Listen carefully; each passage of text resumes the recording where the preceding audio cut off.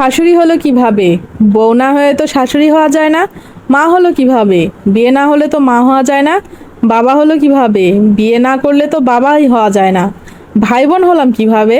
বাবা মায়ের বিয়ে না হলে তো ভাই বোনের সম্পর্কই হতো না। তাহলে বোঝা যায় যে প্রত্যেকটা সুন্দর সুন্দর সম্পর্ক তৈরি হয় এই বিয়ে নামক বিষয়ের মধ্য দিয়েই। হ্যালো গাইস, আসসালামু আলাইকুম। কেমন আছেন সবাই? আশা করি সবাই ভালো আছেন। আল্লাহর রহমতে আমিও ভালো আছি। আজকে আমার মানি প্ল্যান্টের গাছগুলো আমি সুন্দর করে লাগাবো। আর একটা গাছ থেকে এতগুলো গাছ হয়েছে, সেই গাছগুলো যে বারান্দায় আর জায়গা দিতে পারছি না, তো সেগুলো আজকে আমি কিভাবে আমি ঘরের মধ্যে পানিতে করে আমি রেখে দিই, বোতলে করে, কাচের বোতলে করে, সেগুলো আজকে আপনাদের সাথে শেয়ার করব। তো যে কথা বলছিলাম যে প্রত্যেকটা সুন্দর সুন্দর সম্পর্কই তৈরি হয় এই বিয়ে নামক সম্পর্ক থেকে। বিয়ে ছাড়া কোনো সম্পর্কই তৈরি হয় না। তাহলে মানুষ বিয়ে করে একজন আরেকজনকে পর ভাবে কিভাবে? এই বিয়ে করে মানুষ কেন মানুষের সাথে প্রতারণা করে? সর্বপ্রথম পবিত্র সম্পর্ক বজায় রাখতে হলে বিয়েকে গুরুত্ব দিতে হবে, সম্মান করতে হবে, বিবেক খাটিয়ে, তাহলেই বিবাহিত জীবন সুন্দর।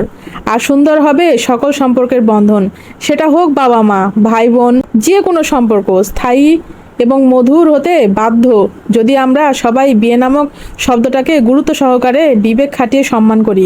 মিথ্যা আবেগ দিয়ে একতরফাভাবে মা তার ছেলেকে আগলে রাখলে তো বিয়েকে সঠিক সম্মান দেওয়া হলো না। ছেলেকে বিয়ে দিয়ে ছেলের এবং ছেলের বউয়ের বিবাহিত জীবনকে সম্মান করতে হবে, তাহলে সব সম্পর্কই সুন্দর হতে বাধ্য।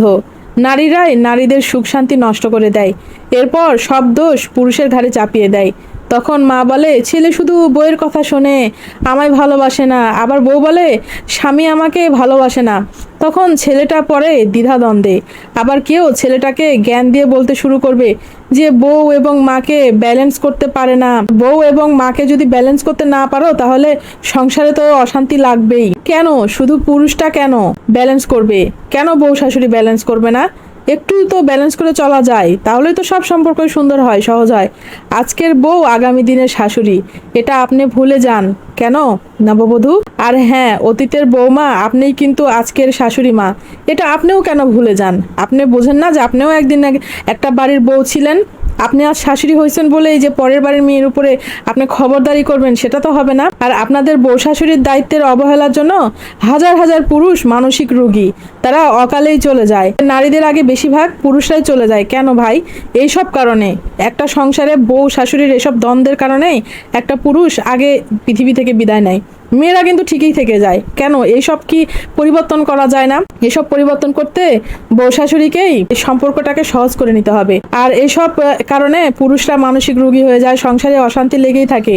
আর এসব পুরুষ কতদিন এভাবে চলতে থাকবে? বছরের পর বছর, যুগের পর যুগ, মানে প্রজন্মের পর প্রজন্ম এসব চলতেই আছে। আজকের ননদ আগামী দিনের ভাবি, সেটা ভুলে গেলে চলবে না। সুতরাং সাবধান, বিয়ে শব্দটাকে সম্মান করুন।